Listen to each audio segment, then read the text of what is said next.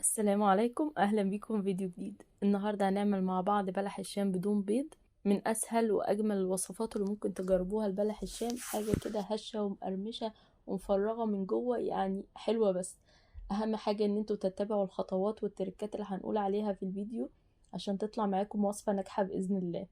تابعوا الفيديو للاخر وما تنسوش لو الفيديو عجبكم تعملوا له لايك، ولو لسه مش مشتركين في القناه يا ريت تشتركوا وتسعدونا بتعليقاتكم.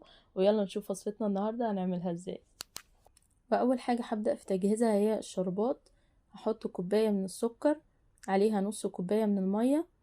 الشربات عندي بيكون تقيل ولازم احضره قبلها عشان يلحق يبرد قبل ما احط عليه بلح الشام. هنا كمان هضيف معلقة كبيرة من عسل الجلوكوز وهقلبها كده بس بالراحة عشان اقدر ان انا اطلع المعلقة، وهسيب الخليط يغلي على النار، وبعد كده هعصر عليه عصرة ليمونة وهدي النار واسيبه لمدة 5 دقايق، وبعد كده اطفي النار واسيبه يبرد على جنب.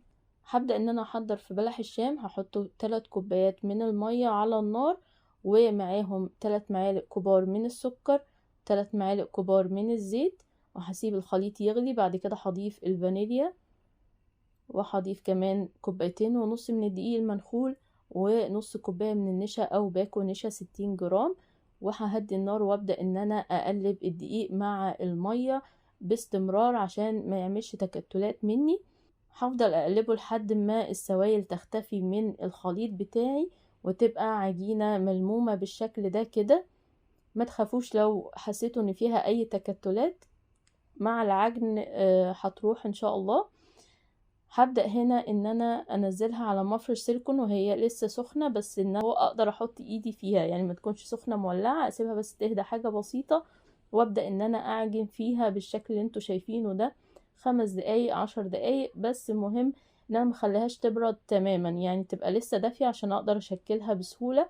بتوصل للقوام اللي انتوا شايفينه ده كده بتمط.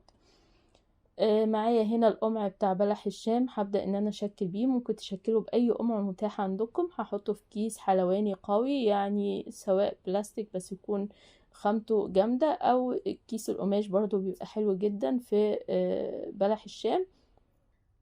هبدأ كده ان انا اظبط العجينة بتاعتي في الكيس واضخها بالشكل ده كده، واقصها بالمقص بقى الاحجام اللي انا عايزاها. انا هنا بفضل بلح الشام اللي من غير بيض ان هو يتعمل صغير عشان يتقلى معايا كويس ويقرمش كويس، لان عدم اضافة البيض برضو مش بتخلي العجينة منفوشة، فلازم ان انا اعمله قطع صغيرة عشان يتقلى معايا بشكل افضل.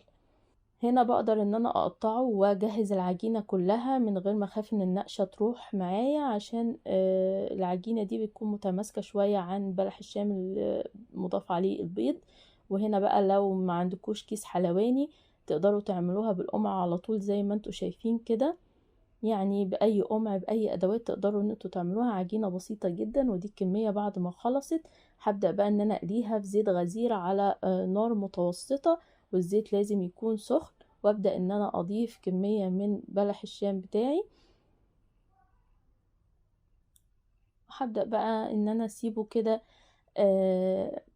يتماسك في النار شوية، وهبدأ بقى ان انا اقلبه باستمرار عشان ياخد كله لون موحد وياخد لون ذهبي قوي. بحمر بلح الشام ده، بديله تحميرة زيادة او لون زيادة شوية عن بلح الشام برضو المضاف عليه البيض، لان زي ما قلت لكم العجينة ما بيبقاش فيها مادة رافعة زي البيض. طبعا بيفرق جدا في العجينة، ممكن ان احنا نطلعه ذهبي وهتبقى برضو هشة معانا ومقرمشة، لكن اللي من غير بيض لو طلعته من غير ما ياخد سوا كويس هتبقى العجينة مكتومة ومش هتشرب العسل بشكل كويس ومش هتقرمش معايا.